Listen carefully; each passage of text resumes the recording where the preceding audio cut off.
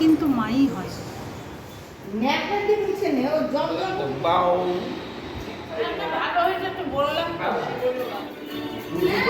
সুপ্রভাত বন্ধুরা, সোমার ঘর সংসারে আরও একটা নতুন ব্লগে আপনাদেরকে স্বাগত।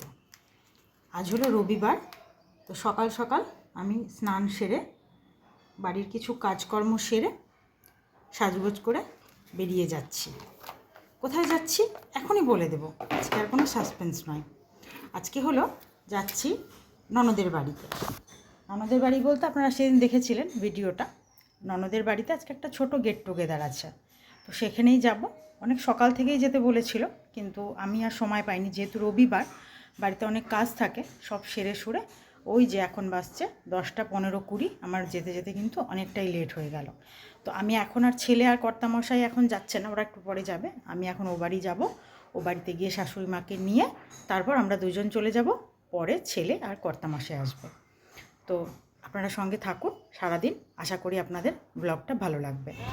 এই যে শাশুড়ি মাকে নিয়ে নিচ্ছি, নিয়ে চলে যাব এখন ও বাড়ি, তারপর ও বাড়ি পৌঁছে ঢুকে পড়লাম।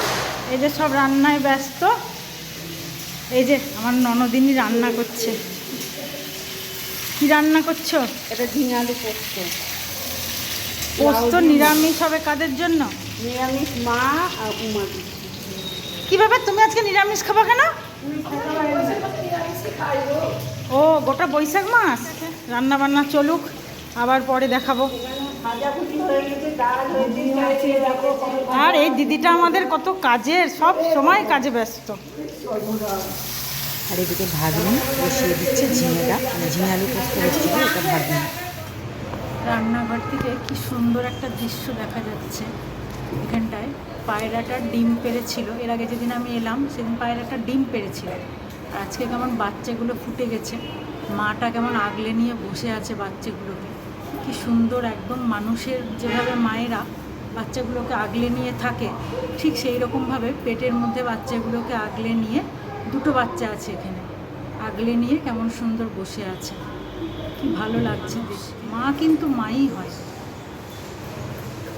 আমার শাশুড়ি মা দাঁড়িয়ে দাঁড়িয়ে ভাগ্নির সঙ্গে বকবক করছে। ভাগ্নি নিজের কাজে ব্যস্ত, আমি যেহেতু এসেই রান্নায় ঢুকে পড়েছি, তাই ভাগ্নি বলল যে তুমি তাহলে রান্না করো মামি, আমি তাহলে একটু ঘরগুলো আর একবার মুছে নিই।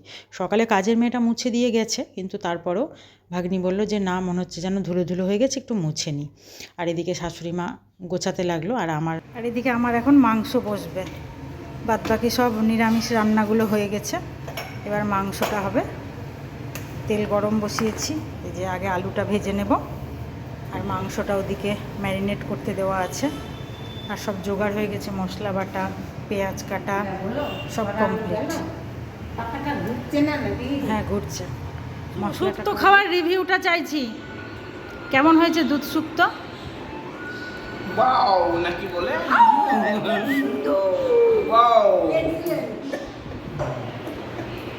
ওয়াও, খালি মুখে খেলে কি আর সেই স্বাদ লাগবে? একটু ভাত নিয়ে খেতে হতো। টকদের 500টা নিয়ে গা, একটা মিষ্টি নিয়ে গা। এই যে ছেলে আর কর্তামশাইয়ের এতক্ষণে সময় হলো আসার, এখন বেলা 2টো বাজছে, এখন এলো ছেলে আর কর্তামশাই। তুমি কি গিটার বাজাবে নাকি? ইচ্ছা জাগছে?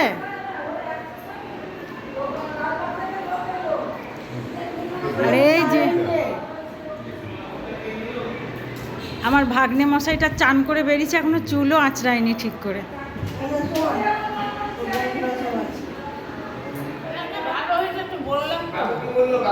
সারা জীবনে একঘেয়ে রান্না খেয়ে আসছে, আর কত ভালো বলবে।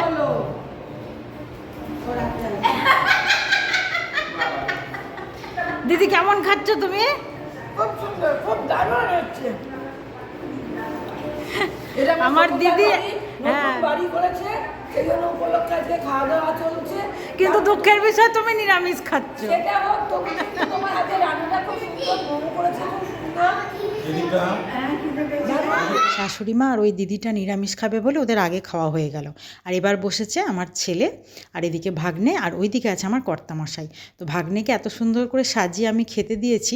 আমি আবার মজা করে বলছিলাম ঠিক যেন মনে হচ্ছে আমার ভাগ্নেটা আজকে আইবুড়ো ভাত হচ্ছে। আর খেতে দিচ্ছে এদিকে আমার ভাগ্নি। তো আমার ভাগ্নের নাম হচ্ছে র্যাম্বো। বারবার ভাগ্নে বলতে কেমন লাগছে, র্যাম্বো ডাকনাম। আর আমার ভাগ্নির ডাকনাম হচ্ছে মৌ। তো ওই যে র্যাম্বো খেতে বসেছে, আমি থালাটা যেহেতু আমি সাজিয়ে দিয়েছিলাম, তো ও দেখে খুব মজা পাচ্ছে ও যে এত সুন্দর করে থালা সাজিয়ে, আর সবাই বলছে দেখে মনে হচ্ছে যেন আইবুড়ো ভাত খাচ্ছে। তো আমি আবার মজা করে বললাম হ্যাঁ একদম আইবুড়ো ভাতের মতনই লাগছে, আর ঠিক এইরকম করে আমরা যখন আইবুড়ো ভাত হবে সাজিয়ে খেতে দেব।